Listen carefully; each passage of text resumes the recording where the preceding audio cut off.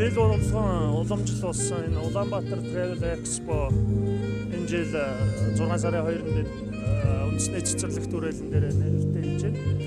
За энэхүү арга хэмжээ нь бол манай боловсрол соёлын шинжилгээ ухааны яам, нийслэлийн аялал жуулчлалын газрын бас хамтран зохион байгуулдаг ийм уламжлал болсон арга хэмжээ байгаа. Манай Улаанбаатар аялал жуулчлалын холбооноос бол ерөнхий зохион байгуулагч нь хийж байгаа.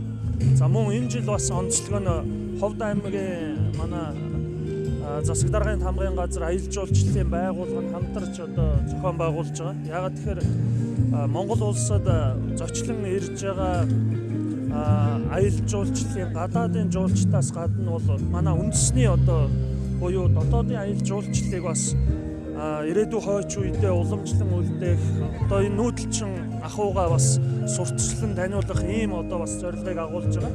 За энэ жилийн энэ арга хэмжээнд бол манай бүгд найрамдах Хятад ард улсын өвөр Монголын өөртөө засах орноос бол маш том бүрэлдэхүүн төр засгийн болоод аялал жуулчлалын байгууллагуудын аюул том бүрэлдэхүүн ирж байгаа.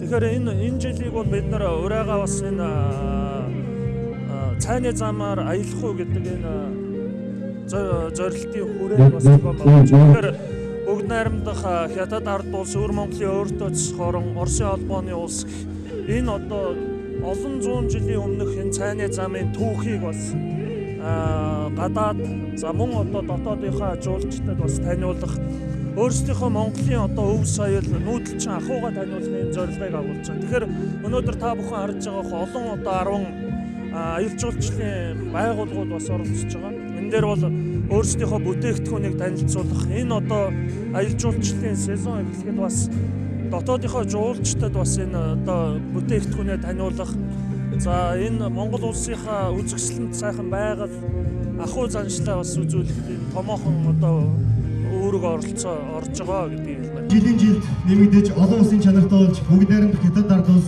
Оросын холбооны улс болон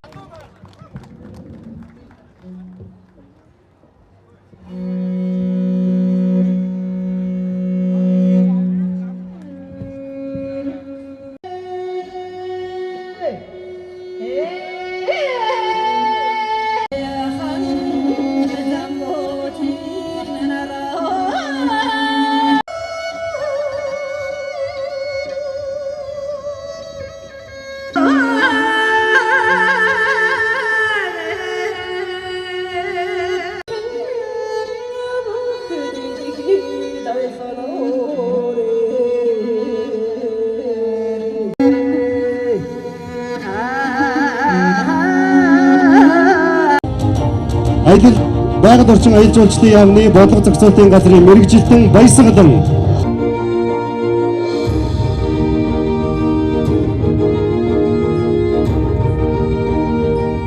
за өнөөдрийн гайхалтай үзэсгэлэнтэй зөв хэлэх бидний баруун талд зүүн талд байгаа одоо асар дотроос бол манай баруун алархснаа илэрхийлье. За мөн Оросын холбооны улсын соёлын шинжилгээ ухааны